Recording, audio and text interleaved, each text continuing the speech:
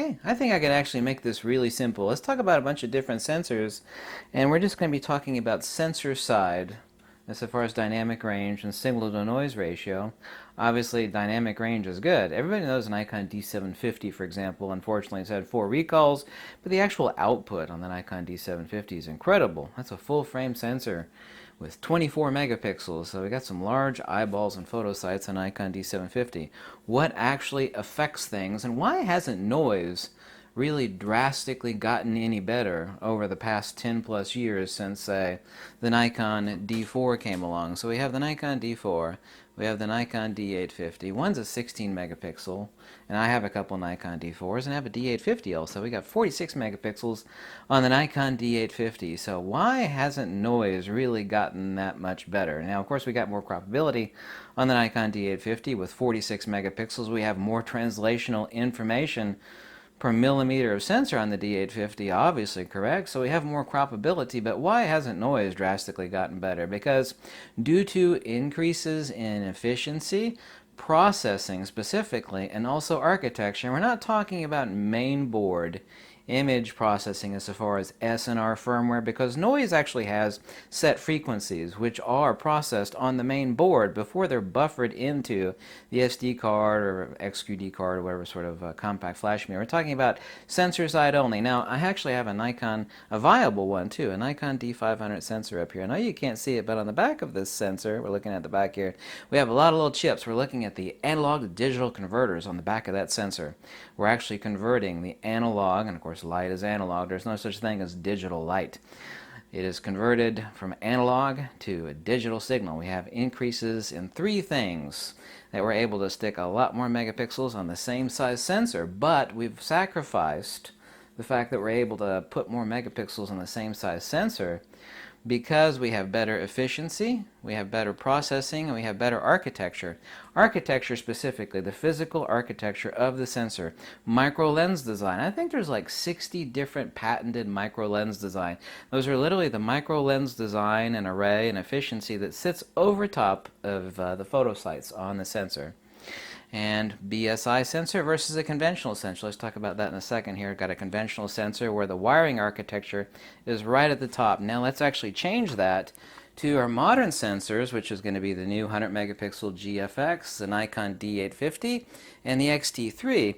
Now obviously having the wiring architecture here up on a conventional sensor like a Nikon D4, Nikon D500, Nikon D750, and so forth, this creates an issue as far as native gain and efficiency. If I actually stick the wiring architecture, it's kind of like, you ever seen those old windows that actually have wire grating? They're meant not to be broken into. It's like if you break the window, you still got wire mesh that sits over top of it so a burglar can't get in.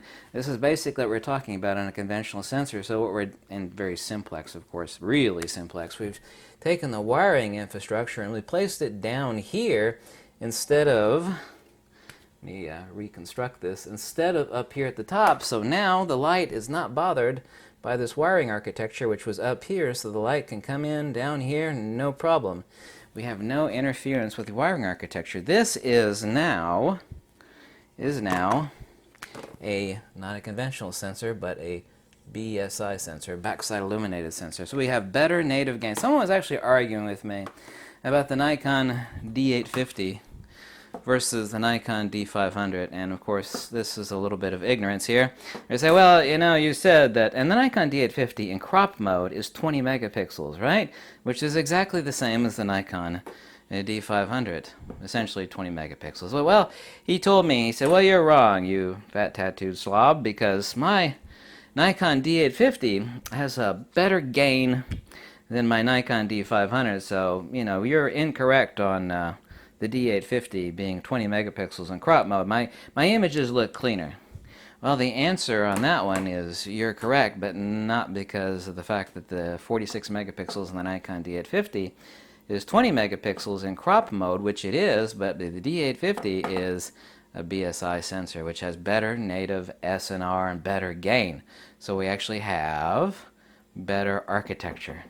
These are the 3 things on sensor side, and this is the sensor, and here's the chipset. I know you can't see it on the back of the Nikon D500 sensor, for example. Better efficiency, better processing, and better architecture. Like I said, architecture and micro lens design. The actual lenses, and there's, I forget how many dozens of different patents there are on actual micro lens design. It's like someone patenting a different type of quilt design. All right, it's unbelievable that you could actually get a patent on so many different micro lens design. Bsi architecture or conventional architecture, the actual physical architecture of the silicon wafer lithography. Now, efficiency, color filter array. Now, here's a secret that no one's talked about in any YouTube video. Do you know why? It's not the lenses, not that Leica lenses aren't absolutely incredible. Do you know why? Of course, most Leica photographers do a lot of black and white digital photography. You know why digital Leica cameras are so incredible on the tonal range for black and white? Part of the answer is that low element count awesome lenses. The other answer is the actual filter that sits over, and it's a bare filter, of course. We have an X-trans here. Of course, I'm not showing an X-trans here. The actual color filter array, the opacity of it, okay? The opacity on a Leica color filter array is weak.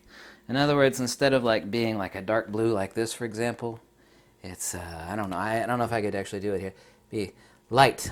Same thing on RGB, the RGB photo sites, the RGB color filter array, is weak on a Leica. So this lets more light pass through.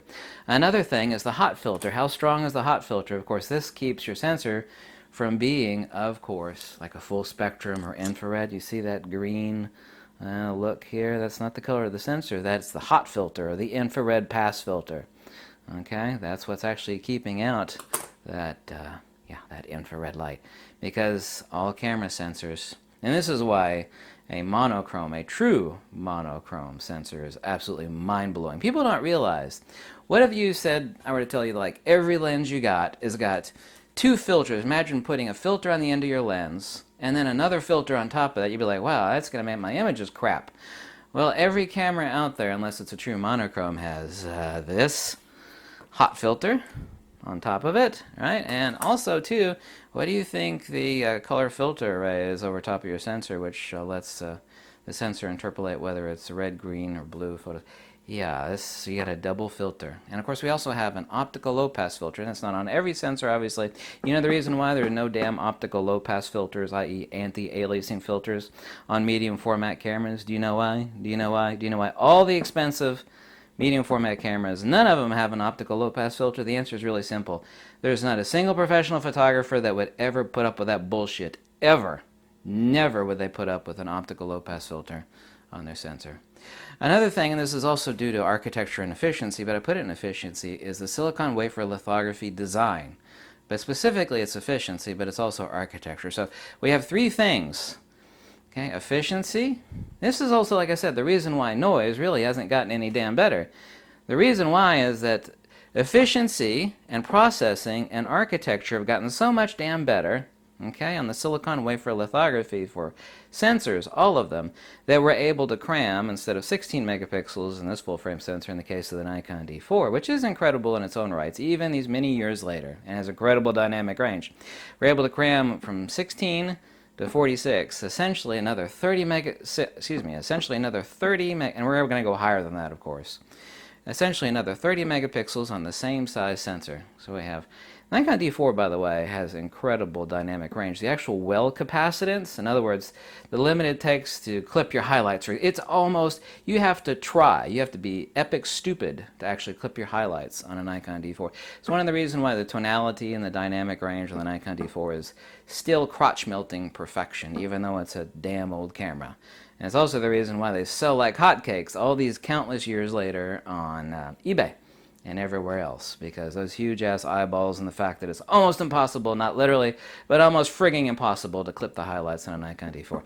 So we've traded a lot more megapixels due to better architecture, better processing, and better efficiency. And look all the, and there's actually a few more nitpicky things on top of this. Color filter array, the hot filter, the anti-aliasing filter if it has one, the lithography design, the processing of the a la the 80 converters, which are on the back of the chipset right here, on the back of the sensor, the SNR firmware. This is actually not on the main board. The signal to noise ratio firmware processing is not on the sensor side. We're not talking about native gain or native SNR a la the sensor. But what occurs, you see the signal is processed. You see this part of the flexi cable which attaches to the main board.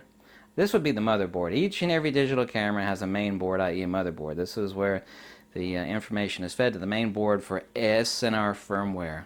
Eliminate, because noise has set frequencies which can be dialed out. This has improved. All of these things have improved efficiency, processing, and architecture, which has let us go from this to this. So, in the case of the person, I've actually had a few people try to argue with me. So, well, in a Nikon D500, you know, it's 20 megapixels. D850, you stick it in crop mode. It's also 20 megapixels, but the D850 looks cleaner. Well, the reason for that, girlfriend, is because the D850 is a Bsi sensor and the D500 is not. Okay, let's look at another little secret over here. This should not be a secret. What's the big circle, excuse me, the big question mark between the 51 megapixel, which I have, right? 51 megapixel GFX current version versus the 100 megapixel. This is currently being used by Phase 1, the same sensor. The GFX 100, you're like, well, you know, we've got the same size sensor, right? And we've got a lot smaller eyeballs, not a ton smaller. We've gone from 51 megapixels to 100 megapixels. We essentially doubled things. So you think the GFX 100 should be substantially crappier, right? Well, the GFX, the old GFX sensor, that's an old sensor. Well, this is an old sensor right here. This still sells like hotcakes, even though they don't make the damn camera anymore. They haven't for ages. Nikon D4 is still incredible. By the way, the current 51 megapixel GFX will have the same legacy love. This is also the same reason why medium format digital cameras don't drop in value. Okay, like Nikon D5. Well, I'm speculating in the future. 2 years from now, something's going to replace the D500 and the XT3. Same thing with the XT2, right? Let's look at the XT1. It hasn't been that long. The XT1, I mean, sells for basically nothing, even though it's an incredible camera. Medium format cameras hold their value like nothing else. Doesn't matter who the hell makes it, even if it's a crappy Hasselblad X1D with its endless bugs and issues.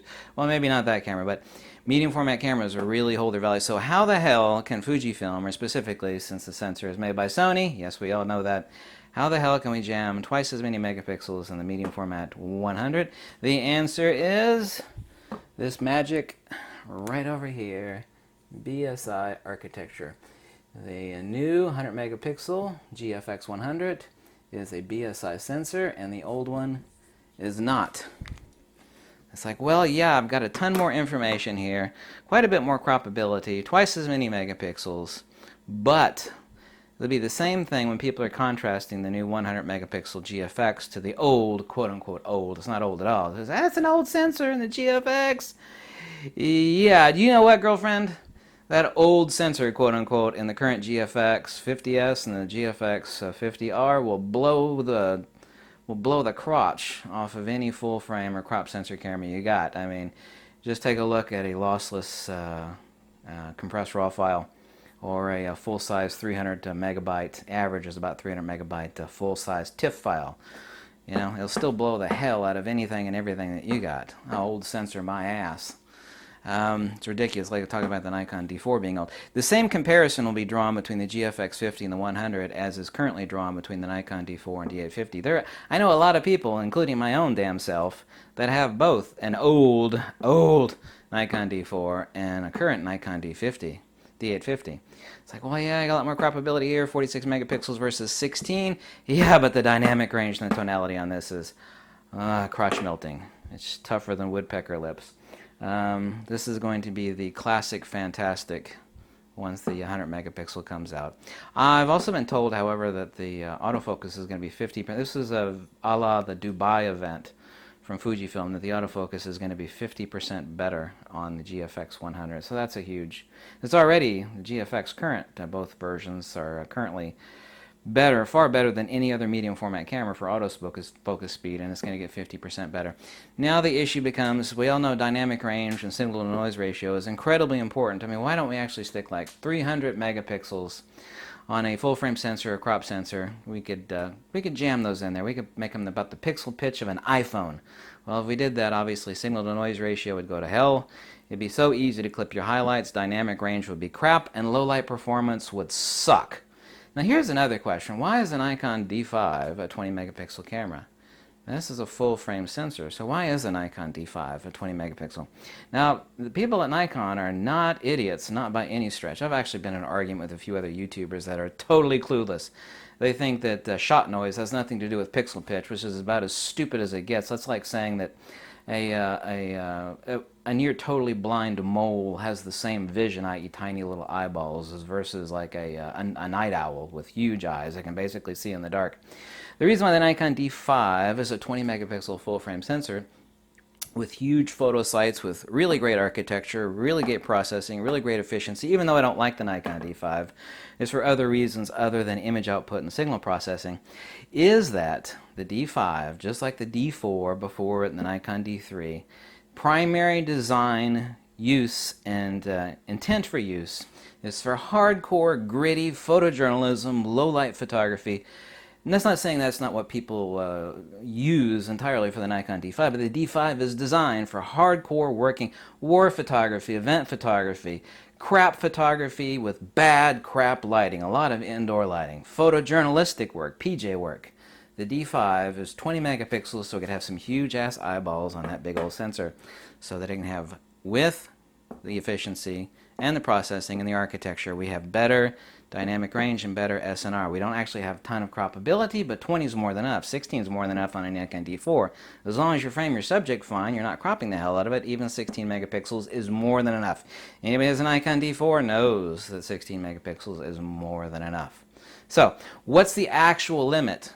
Now the X-T3, unlike the X-T2 and the X-T1 before it, only jumped a little bit from the X-T2, which was 24 megapixels. We've gone up from 24 to 28. Right?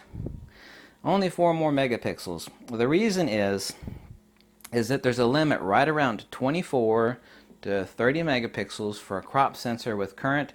This is a Bsi sensor. The only reason we're able to go up and keep the same dynamic range and the same SNR on the X-T3 as opposed to the X-T2 by dropping 4 more megapixels, which is hardly nothing, is by it being a Bsi sensor. Also, too, the efficiency is increased, the processing is increased. Actually, processing efficiency is increased. The architecture, also to the SNR firmware, although I can't confirm that. The architecture, of course, is superior. It is a Bsi sensor. I don't know about micro lens design. I actually know that the hot filter is a little stronger on the X-T3 than on the X-T2. I don't know about the lithography design efficiency. Nobody knows that information except for some top execs at Fujifilm, obviously. And I don't know about the color filter array, how strong or translucent it is. Like I said, though, earlier in the first part of this video, one of the secrets of Leica digital cameras for the great tonality that they have, part of it is the lenses, but a huge part of it, and this is an established fact, you can look it up, is that they have weak color filter arrays which allow more light in, which has better image fidelity as far as low gain intertonal detail. It means better SNR for the low gain signals, which would be the same difference between shading and like a black and white image. That fine detail shading that actually makes an image pop. They call it micro contrast, which is really BS. What it is image fidelity. And the way to get better image fidelity is obviously to remove some of the strength of the filter array that actually sits over top of the sensor. But like I said, you've got 2 filters sitting over the top of every damn sensor unless it's monochrome. You have the color filter array, whether it be Bayer X-Trans, and you actually have an optical low-pass filter, whether you have one or not. Depends on the camera and the sensor, but you also have a hot filter because you need a hot filter unless you want all your shots to have issues with ultraviolet and infrared, because every damn camera sensor out there is also sensitive to infrared and ultraviolet, and that is what that green looking part that says, well, that's part of my sensor. That green, no, that's the hot filter. So even though, like I said, the Nikon D750 has been plagued with recalls, whatnot and so forth, it's a 24 megapixel full frame sensor camera. Dynamic range on it's incredible. Why? Huge ass eyeballs. It's not that old of a camera. It's somewhat old, but not really. Nikon D4 is pretty damn old, but it is still hot as hell, and it's almost impossible to clip the highlights. So D750 has many of the same characteristics as the Nikon D4 does, except the D4 is actually an awesome camera that doesn't have a bunch of crappy recalls. Like the shutter mech failing. They've had like 3 recalls and shutter mech failing, and then you had flare issues, and yeah, D750 was a albatross. Importantly, like I said, on the X-T3 and the D850 and the new 100 megapixel Fujifilm camera. The reason we're able to cram more megapixels in here and still have good SNR and good dynamic range is this, better efficiency. Now, it depends on who made the sensor, and it depends on the pixel pitch and a lot of other things, but the advantage on a BSI is anywhere between 3/4 of a stop improved dynamic range to a stop and a half. That depends on all of these variables and even a few more. Color filter array, hot filter, optical low pass filter, lithography design, AD converter, SNR firmware, which is not part of the sensor, it's actually part of the main board. Micro lens design, yeah, so roughly 3/4 of a stop to a stop and a half. So by shrinking the eyeball size or the pixel pitch on these sensors, i.e. cramming more megapixels on the sensor, we have to have a give and take somewhere. It's like, if you use the same sort of sensor architecture on the D850 as you have on the D750, you're going to have crap dynamic range and, well, not crap, but crappy dynamic range. So the only way to do that is to give and take. To cram more megapixels on there, we have to have a different sensor boop architecture, which is in this case a BSI sensor. So we have a BSI sensor on the XT3, BSI sensor on the D850. We do not have that on the D500, don't have that on the D5, don't have that on the D750, D4. We have it on the D850 and on the new GFX 100 megapixel. I hope I kind of made that simple. I tried to make this like dumbed down yet logical and simple, and you